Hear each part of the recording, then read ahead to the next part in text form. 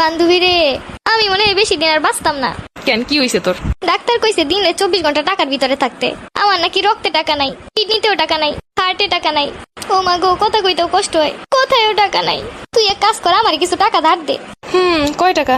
আরে বেটা, কয় টাকা না, এক বস্তা টাকা। বান্ধবীরে তোর জানেও টাকা নাই। এটাও ঠিক কইছো। তাহলে এক কাজ কর, তুই মইরেই যা। তুই এই কথাটা কইতে পারলি বান্ধবী?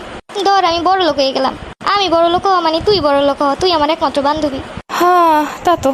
তাহলে এক কাজ কর, তুই আমার এক বস্তা টাকা দে। আমি তো নিজের সই কোনোদিন এক বস্তা টাকা দিই না, তোরে কেমনে দিব?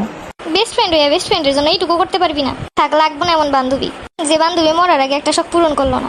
মনে করে দেখ তোর জন্য কি না করছি। ক্লাসে একদিনও কোনোদিন বই নিয়ে আসিস নাই, আমার বই দিয়ে সারা বছর ক্লাস করছিস, সারা বছর আমার টিফিন দিয়ে টিফিন করছিস। এমনকি তোর জন্য আজকে একটা বয়ফ্রেন্ডও বানাই নাই। একটা বয়ফ্রেন্ড থাকলেও নাইলে এক বস্তা টাকা চাইতাম। আরে বান্ধবী, এই বান্ধবীর জন্য সারা বছর এত কষ্ট করলাম। ভাই তোর সাথে আর 10 মিনিট কত গেলে আমার মাথা হ্যাং হয়ে যাইব। বান্ধবী এখনো সময় আছে, এক বস্তা টাকা দে। বান্ধবী, এই বান্ধবীর জীবন বাঁচানোর জন্য এইটুকু করবি না? ভাই আমার কাছে এক বস্তা কেন, আমার কাছে এক পয়সাও নাই। আচ্ছা তাহলে আরেকটা উপায় আছে। আবার কোন উপায়? সামনে তুই ঈদ, তুই যে সালামিগুলো পাবি অর্ধেক তোর অর্ধেক আমার। এ আইসে সালাম করবো, আমি টাকা নিবো। যা, লাগবো না তোর মতো বান্ধবী। তোর কাছে 1000 টাকা দাঁড়ছিলাম, তুই দিছিলি? টাকা না থাকলে কোন জায়গা দিয়ে দিমু? তাইলে দেখ আমার কাছেও টাকা নাই। কত বড় মিথ্যা কথা। বান্ধবী হয়ে যা তো, বান্ধবীর একদিনের জন্য ভালোবেসে থাকিস। বিকাশ নাম্বারটা পাঠিয়ে দিমু, অনেক পারলে 10-15 হাজার টাকা পাঠিয়ে দিস। যাই হোক, এবার একটা ঘুম দে, ঘুমাই ঘুমাই যদি আবার টাকা স্বপ্ন দেখি, সেটা একরকম শান্তি।